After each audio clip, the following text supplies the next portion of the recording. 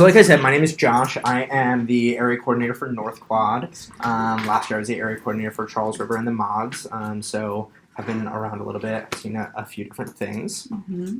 Hi everyone, my name is Myra and I'm the area coordinator for Massell and Rosenthal. Fun fact, Josh and I started together around June, July of 2018, so we are starting buddies, fun fact. I was in North last year, so yeah, we've both been here for around the same time and have really enjoyed our time in this department and are happy to kind of recruit you all, a new batch of CAs coming down the pipeline, for sure. Excited.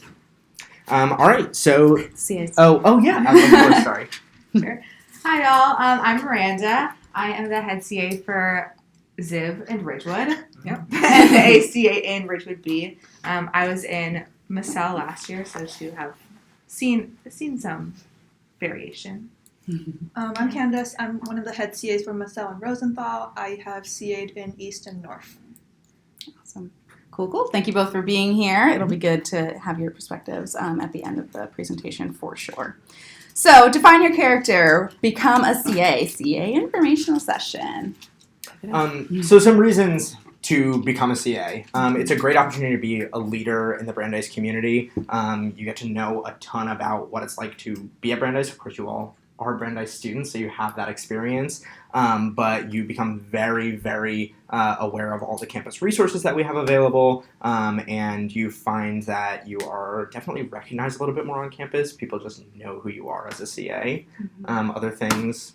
Yeah, for sure. This is definitely a great position to hold, a big leadership position on campus, as well as being connected with campus resources, just having a great connection with the pro staff in our department because we have a variety of backgrounds, and us being able to provide those professional development opportunities for you to serve as a peer advocate, a liaison for students, vice versa. So those are some of the things we really like to highlight when it comes to becoming a CA for sure.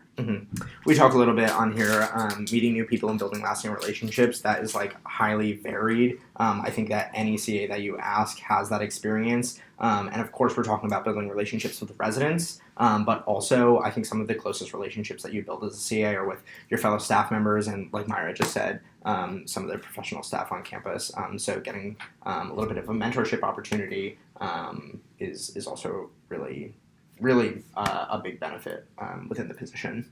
Perfect. Yeah. All right. So what exactly is a community advisor?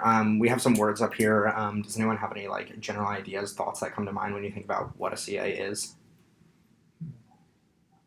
Yeah, go ahead. Someone to help you navigate campus. Okay. You monitor well-being and have connections between your residents. Yeah, awesome. Both really great points.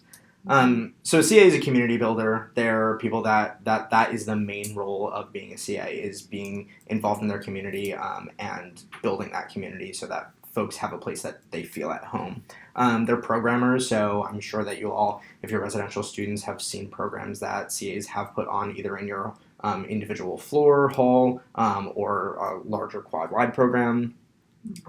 They're overall supporters of Brandeis' academic mission, so there are also students here. That is one of the biggest parts of them being a CA is knowing that they're also students. They're peer advisors, connectors to campus resources, so CAs are around generally to provide advice, to be a mentor in some cases. People that just need help often go to a CA to provide that help. And the connection to campus resources is really paramount. I think that many of you would agree that a CA can be a phenomenal resource and someone that can be helpful for specific situations, but also are not professional counselors, are not an academic advisor. They're people that may be able to provide assistance, but also can help you find the resources that you need for further assistance. They're also community standards educators, so thinking about what standards we hold as a Brandeis community as well as within individual halls.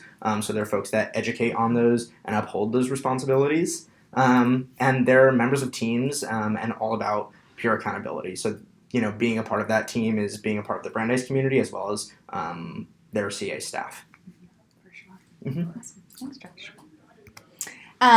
So next Next thing we wanted to highlight is CAs in perspective. So to give you a better idea of just the team in general, we have 77 community advisors across campus in all of our areas.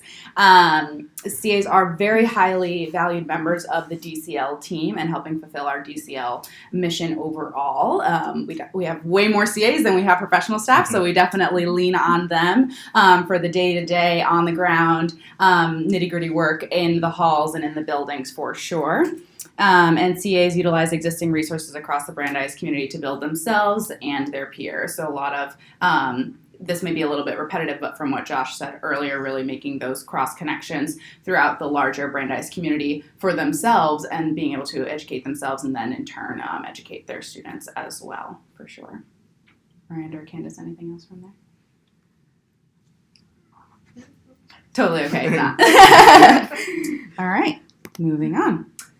So thinking about what some responsibilities are that CAs have within the role, it's definitely varied, changes sometimes year to year, but also sometimes floor to floor. So depending on what building folks are CAs in, what area they're in, those things do vary a little bit. But overall, some of those regular responsibilities are, like I said, building those communities. So making sure that a community is safe, is welcoming, and is inclusive to all the residents that are living in that area. Developing those relationships and maintaining presence in their whole. So being available as a resource for residents in an area.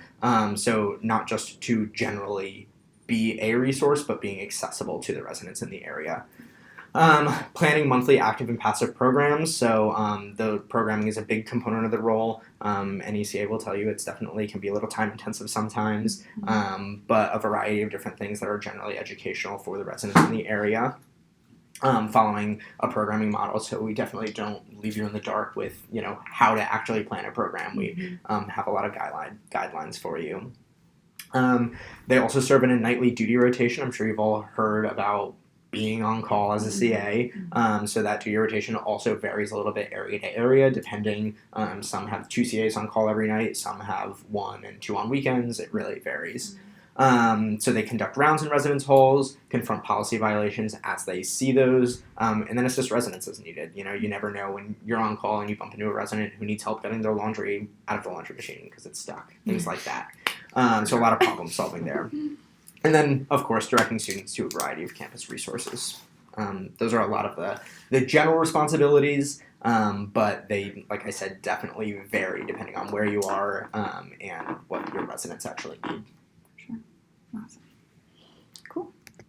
So next thing we wanted to talk a little bit about what's required. So maybe if you've been perusing the documents that are already on our website and taking a peek at the application, we just wanted to outline these a little bit further. So to become a CA, you must be an undergraduate student who has lived on campus for at least 1 semester by the time of your employment. We have a minimum GPA requirement of 3.0 cumulative, so keep that in mind. Be in good conduct standing at the time of the application.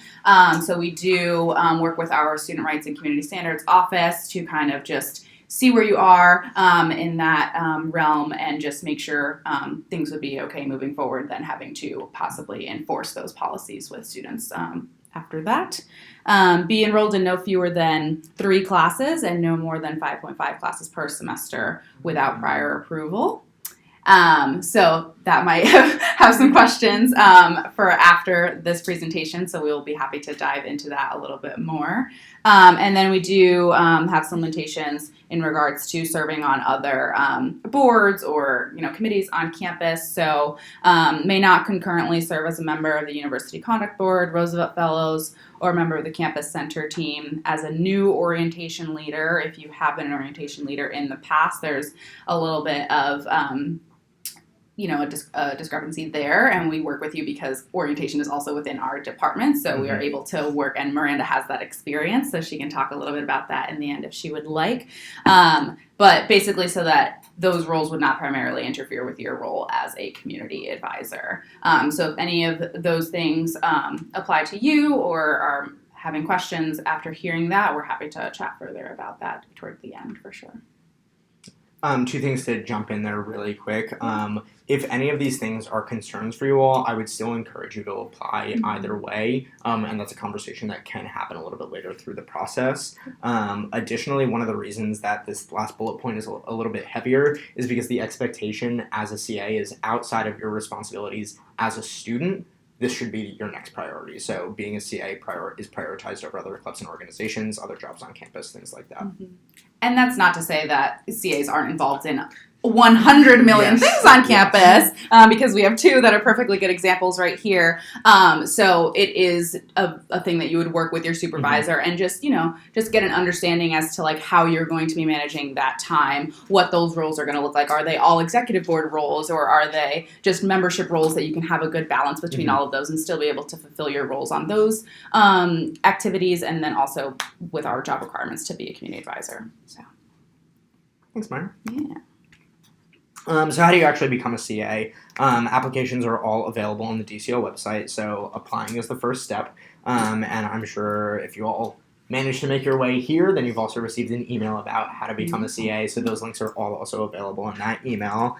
The application process includes an online application form, required reference, a resume to be included, so work on your resume if you don't have one put together at this point. And then for those that move on in the process, so there's a file review process. So we look at your application, we look at your resume, and we check on that reference. Then folks that move on in the process, there's an individual interview as well as a group interview process. So those happen not concurrently, but one following the other. And so be on the lookout for those once the application gets reviewed. Great. All right. Lastly, we wanted to highlight the timeline. So again, this is what you've been seeing on the application materials. So first thing is that the application is formally due Wednesday, December 18th by 12 noon. So yeah, jot down these dates if you haven't already. And then after that, you would be reached out to for individual interviews that would take place through Wednesday, January 29th up until February the 7th. So you would be communicated about that. We do most of the legwork on our end in regards to setting up the time and the logistics and everything. So we would communicate further in regards to that. And then you would be made aware of the group process thereafter, your individual interview if you were moving on to that next step in the process. And those would be any of the 3 days listed there. And then we would ultimately be making our decisions released the week of February 17th. I would add, if you have multiple availability, particularly for those group interviews, I would keep those dates as open as possible, because there are some situations that if one of the dates is more popular, one of those time frames is more popular, we're not able to accommodate everyone, because if half of our applicants all want to go to one date, that is a little bit of a busier day. So being as flexible as possible can definitely be helpful there. For sure. All right. Jot down the dates. Perfect. So now we wanted to open it up to the CAs, but since it's being recorded, we're going to show this slide and then show the last kind of websites and things. So if folks need the website, this is where you can go, our email, where our office is located, how you can contact us via phone, Facebook, all of our other social media platforms, to get in touch with us. So we're kind of going to close the video screen